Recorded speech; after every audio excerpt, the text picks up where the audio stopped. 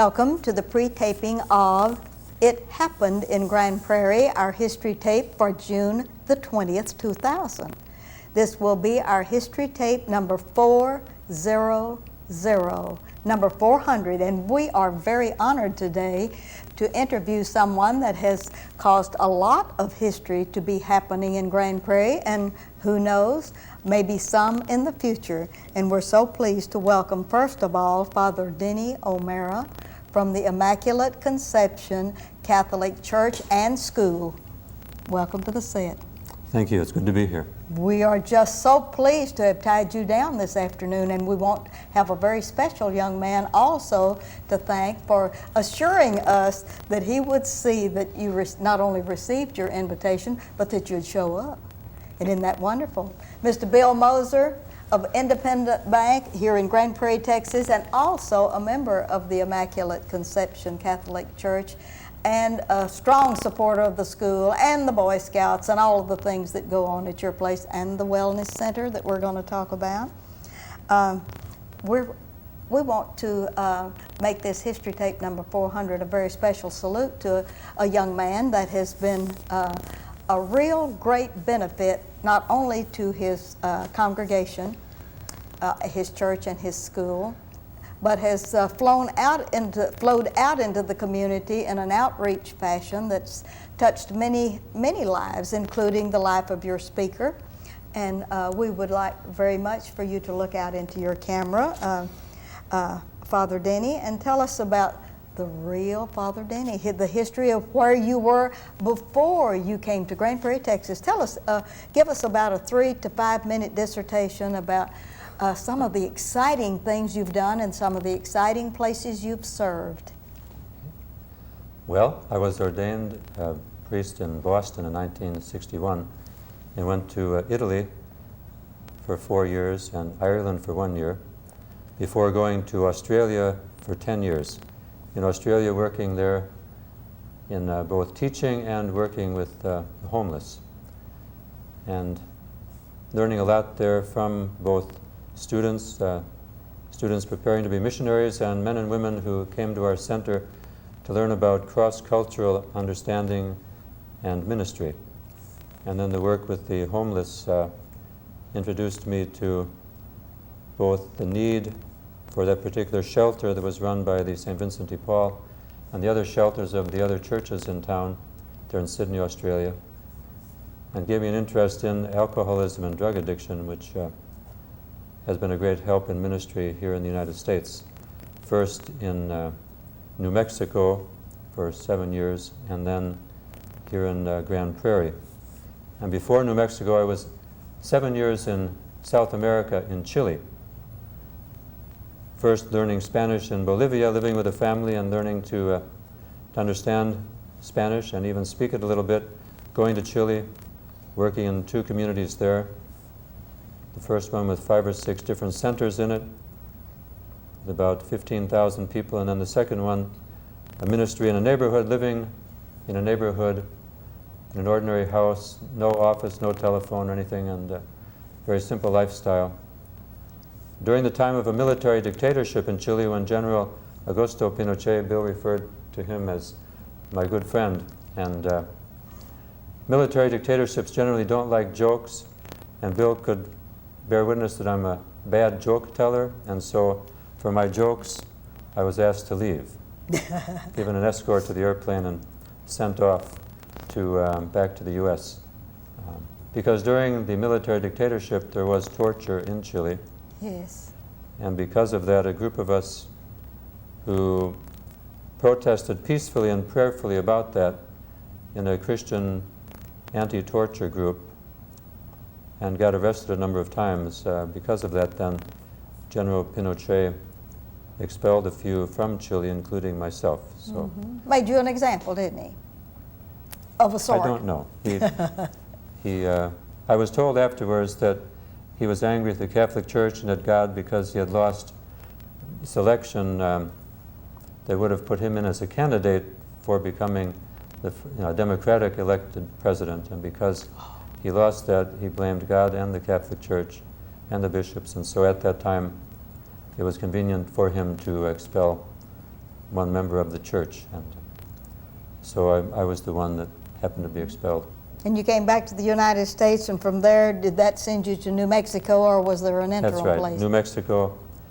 And then after 7 years there, here to Grand Prairie in August of 1992. August of 1992. And coming to Grand Prairie from New Mexico, that wasn't much of a transition, or was it? Well, the church we were at there, Father Barney Toll and myself, had about half the number of people who are here. And instead of being in the Metroplex, it was in the middle of the desert and the mountains. So in that sense, it was a big change. Yes, it was a big change, yes. And coming to Grand Prairie, Texas, I'm certain that in August of 1992 you were well received, but what did you think about this little town? I had visited here twice before coming here and spent a few days with Father Henry Petter and Father Paul Barris, who were here, meeting the people, leaders of the different ministries and organizations in the church. And so I had a very positive anticipation about coming here. And then when the three of us came here, Father Barney, Father Bob O'Rourke, and myself, we did find that the people welcomed us and made us feel very much accepted. And the school had already been begun here? The school had begun. I had visited with the school principal and school board, and during the past 8 years have found the Immaculate Conception Catholic School to be a very important part of the church there, and I think an important part of the community. Well, and I believe that during your tenure, the school has been selected as an outstanding Catholic school. It won some sort of an award, and I'm not sure what kind, but I know that you can remember and tell us what kind it was and what year. It was just before I came there, yes. Was it just before you Father came? Henry Petter and Father Paul Barris were there, and Diane Cooper was the principal, yes. Yes, and I know that exemplary school. It was named an exemplary school by the government. I don't remember whoever does that. I think it's something out of the Congress, but they named them an exemplary school. Okay. I think that was what year did you come in? 92? 92. I think it was in 90 or 89. I don't remember. Yes. Okay, all right. And I'm going to let you rest a minute. I'm going to speak to Bill Moser. Bill Moser, you were on site when Father Petter and Paul Barnes were here. Barris were here. And you hated to lose them, didn't you? Sure. I mean, yeah. One thing that just happens, like you're crying your eyes out now because you're losing this young man. Yes. There is always a great sentiment in any church yes. when the pastor or the assistant or any of the priests move on. One of the things that differentiates the way the Catholic Church does things from, say, the other Christian churches is in the case of, say, the Baptists or the Methodists or Church of Christ, they call their preachers, and each congregation goes and gets the preacher from a pool or from some other church usually. But in the Catholic Church, the bishops and the hierarchy of the church assign the priests to move around, and that can be good or that can be bad. If you really enjoy the people that you have as ministers, that can be very, very hard for a majority of people.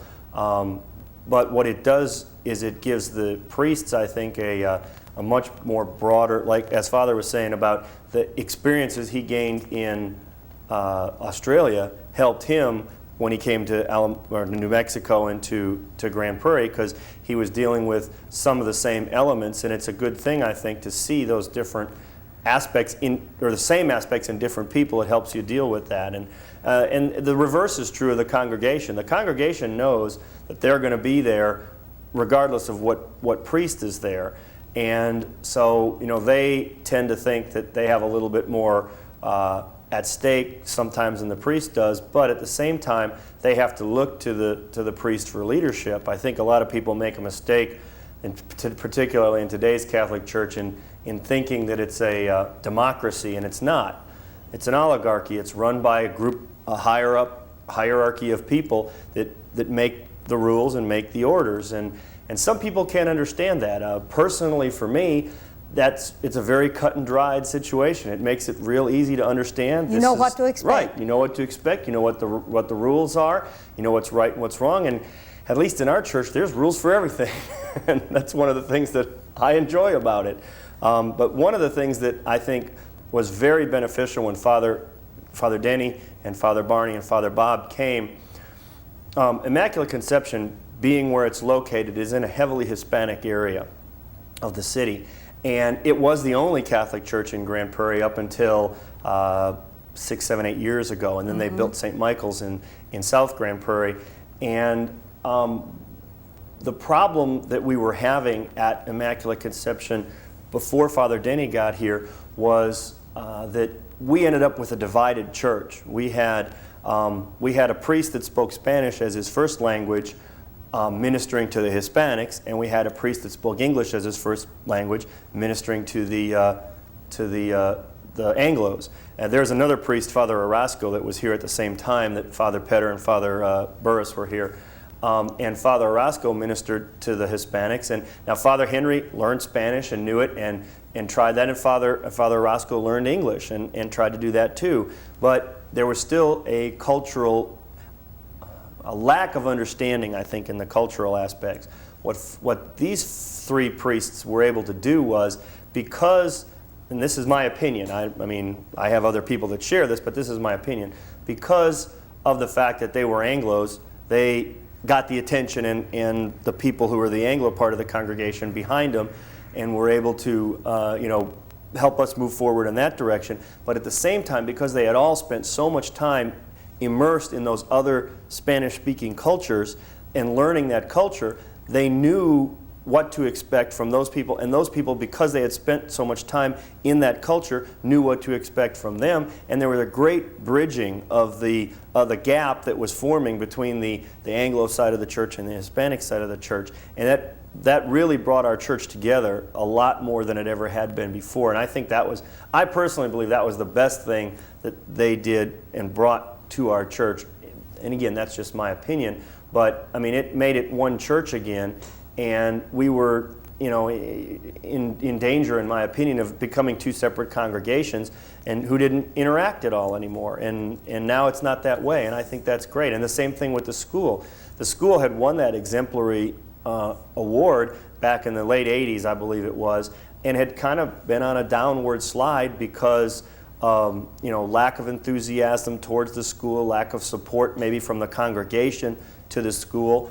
And I think, and Father Henry was a very great supporter of the school, so I'm not, criticizing him in any way, shape, or form in that regard.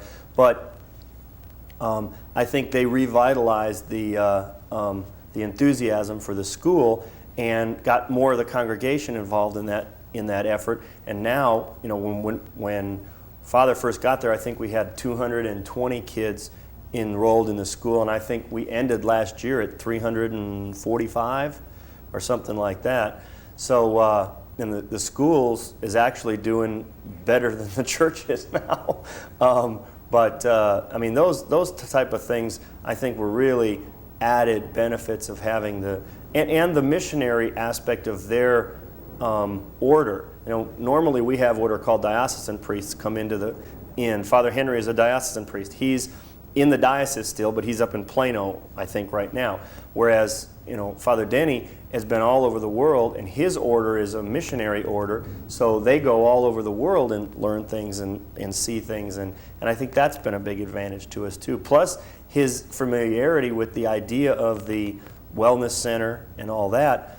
I mean, I think a lot of that had to do with his urging to move that, because he'd been in areas like in Australia and like in Peru where they didn't have the access to health care like we have here, and he sees some of the same problems here, so we come up with the idea of the wellness center. That never would have dawned on me. There were other people in our congregation that thought about it, but if it's like any other thing, if somebody brings up an idea and the guy who's in charge doesn't say, hey, bless it, for lack of a better term, and usher it along, it doesn't happen. And I think that's part of the reason why the Wellness Center is a reality, because Father Denny was able to convince the diocese that it was something good to do, was able to convince Dallas-Fort Worth Medical Center that it was something good to do, and to convince the congregation that it was something good And to how do. about the sisters that came in with the big bucks? So let's talk about that.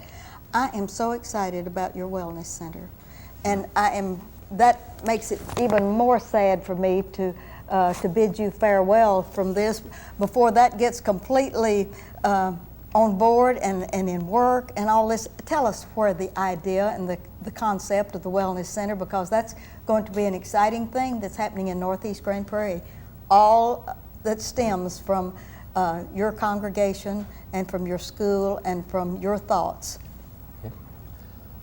Well, about 2 years ago, Dallas-Fort Worth Medical Center came and asked about bringing a van there to have people get checkups on their blood cholesterol, their sugar, their blood pressure, get some financial help in regard to payment for medical services and so on.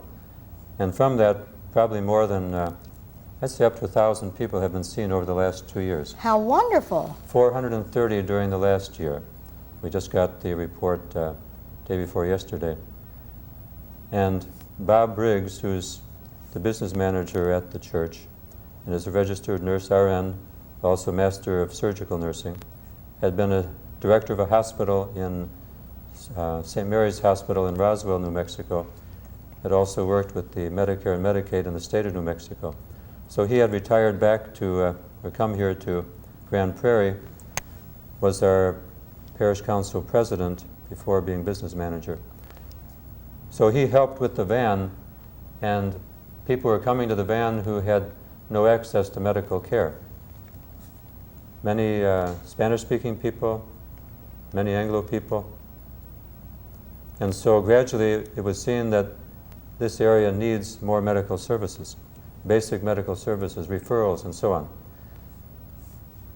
Sister Mary Patrice Murray, the principal of Immaculate Conception Catholic School, mentioned to us that the Daughters of Charity, of which she's a member, had sold some of their hospitals and had made the decision to use that money only for medical care for the underserved, those with lower economic means. And she said, there's a foundation dispensing that money, and so you can send for a grant, request a grant, and maybe they would give you a grant to put up some permanent center where people could come instead of just coming a few times a week to a van. So we asked them for several $100,000 to buy the property next to us and put up the wellness center. They were able to give us $133,000 for the building and equipment, not for the purchase of land. The Knights of Columbus of the parish, 3460 of Immaculate Conception Church, gave $50,000 towards buying the property.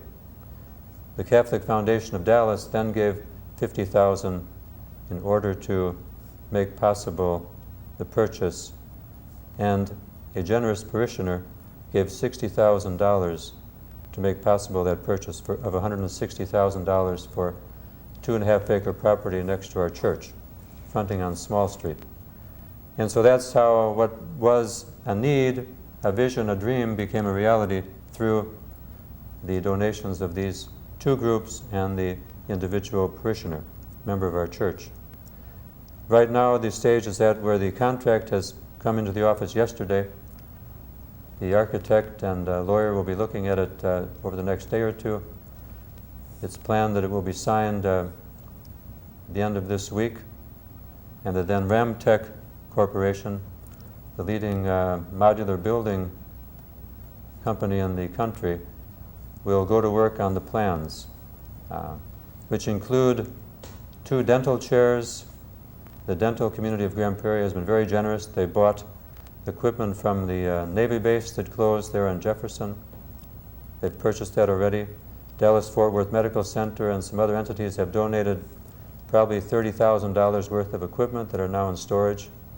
And so the building has been taken down, an old building there that was on the property that was taken down last week.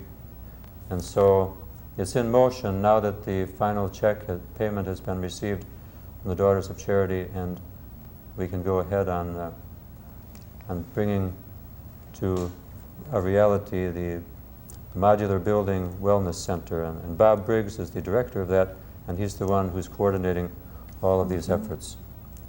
And that is just a miracle success story.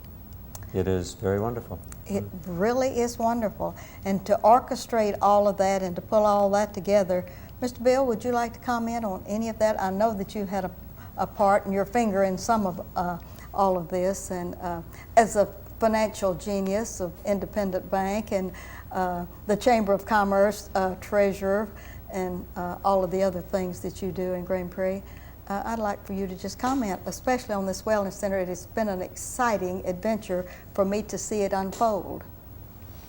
Well, I think that one of the nice things about the way the Wellness Center came together, it's kind of like Father Denny pointed out, it was a vision, and so many different groups and individuals and organizations came together to, I don't know if you want to call it pull strings or whatever, Yes. to get certain aspects of it to work, and all of a sudden it just kind of like a crystal growing in a jar. You know, when you look at it, it just looks like liquid water, but as the water starts to evaporate, then the crystals form, and it was the same type of thing. I mean, you look at that and you think, well, there'll be a pretty crystal in there someday, but you don't think about it actually happening, and so many different things have to happen before that becomes a reality, and so many different people, like Father was talking about the lawyer and the architect, well, they're actually people that go to church and they're donating their time, and the individuals that donated the money, or you know, Sister Mary Patrice had contacts with the Daughters of Charity,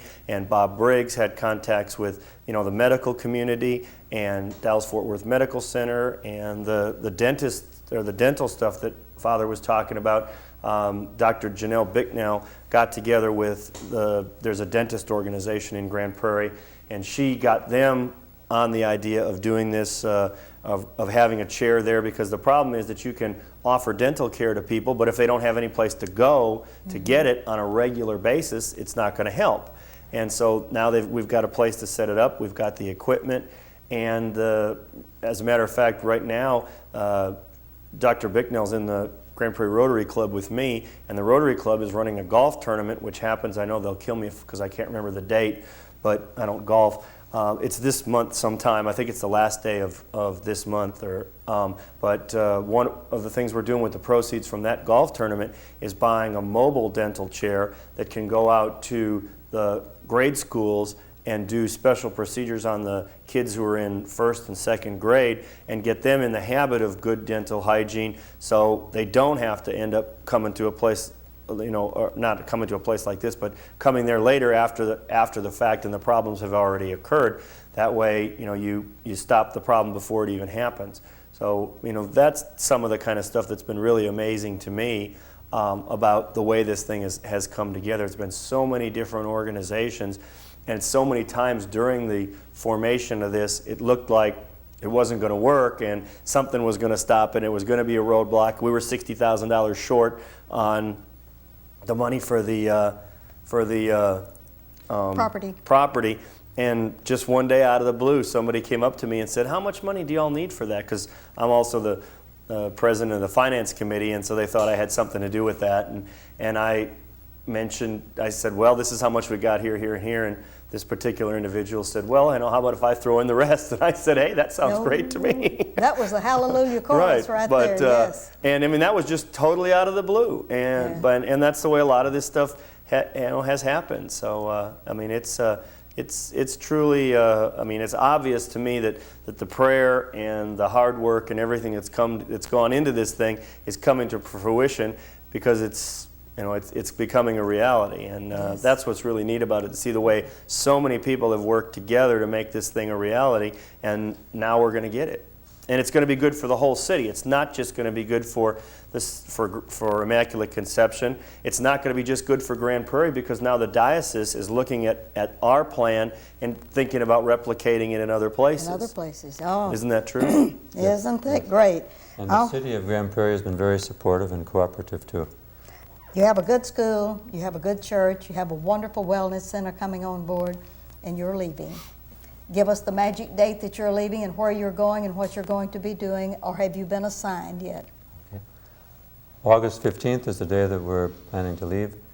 The new pastor and another priest with him are scheduled to arrive on July 15th and be a month with us before we go to make the transition more smooth. Mm-hmm. We're going either to Chicago or San Bernardino, California area. San Bernardino would be perhaps a parish and a mission center somewhere in that area, an area where heavily Spanish speaking. And in Chicago, it would be an area where there are Spanish speaking and other communities involved. So we won't know until September or October. Okay. And in the meantime, between August the 15th and September or October, where will we find Father Denny?